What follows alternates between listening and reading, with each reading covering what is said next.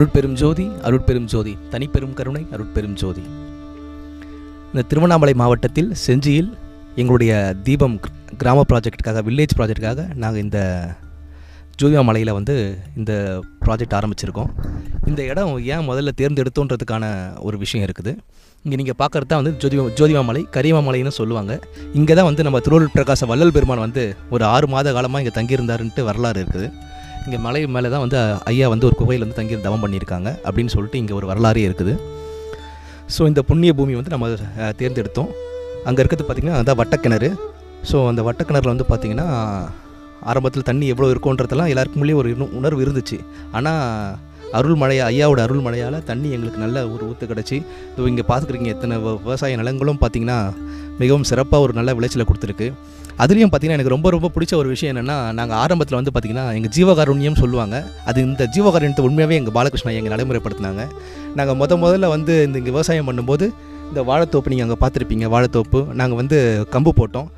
எதுக்காக அந்த கம்பு முதல்ல போட்டோன்னு பார்த்திங்கன்னா, இங்கே மலையிலேருந்து நிறைய மயில் கூட்டங்கள்லாம் இருக்குது, பறவைகள்லாம் வரும். அந்த எல்லா உயிர்களும் சாப்பிட்ணும் அப்படின்றதுக்காக கம்பை போட்டு, பறவைகளுக்காகவே நாங்கள் இங்கே கம்பு போட்டு நாங்கள் அந்த விளைச்சல் இது பண்ணோம். அதே மாதிரி அந்த வாழைத்தோப்பில் நாங்கள் எதையுமே நாங்கள் பறிக்கவே இல்லை. இங்கே பாருங்கள், குரங்கு கூட்டங்கள் நிறைய இருக்கும், நீங்களே பார்க்கலாம், நிறைய குரங்குகள் இருக்காங்க. ஸோ அவங்க சாப்பிட்டு அவங்க எல்லாம் இது பண்ணுறதுக்காகவே பார்த்திங்கன்னா அந்த ப்ராஜெக்டை நாங்கள் அப்படியே விட்டோம். அது எங்களுடைய முதல் ஈல்டை பார்த்திங்கன்னா இயற்கைக்காக விடணும்னு சொல்லி ஐயா முடிவு பண்ணாங்க. அது உண்மையான ஒரு சிறப்பான ஒரு ஜீவகாருண்ய பணிகளில் தலையாய பணியாகவே நாங்கள் ரொம்பவே ஹாப்பியானோம். அதில் இந்த பாருங்கள், நிறைய இந்த கோசாலையில் பார்த்திங்கன்னா 8 பெரிய பசுக்களும் 5 சின்ன கட்டுறவங்க சேர்ந்து மொத்தம் ஒரு 13 பசுக்களை நாங்கள் இங்கே பராமரிச்சிட்ருக்கோம். தயாளன் ஐயா அதை போயிட்டுருக்காங்க. தயாளன் ஐயா அவங்க தான் இந்த கோசாலை பணிகளையும் பார்த்துட்ருக்காங்க. இங்கே பார்த்திங்கன்னா இந்த கிராம சபையை பார்த்திங்கன்னா இந்த ப்ராஜெக்டில் இங்கே இது பண்ணியிருக்கோம். அங்கே ஒரு ஞான சபை கட்டுமான பணிகள் போயிட்டுருக்குது.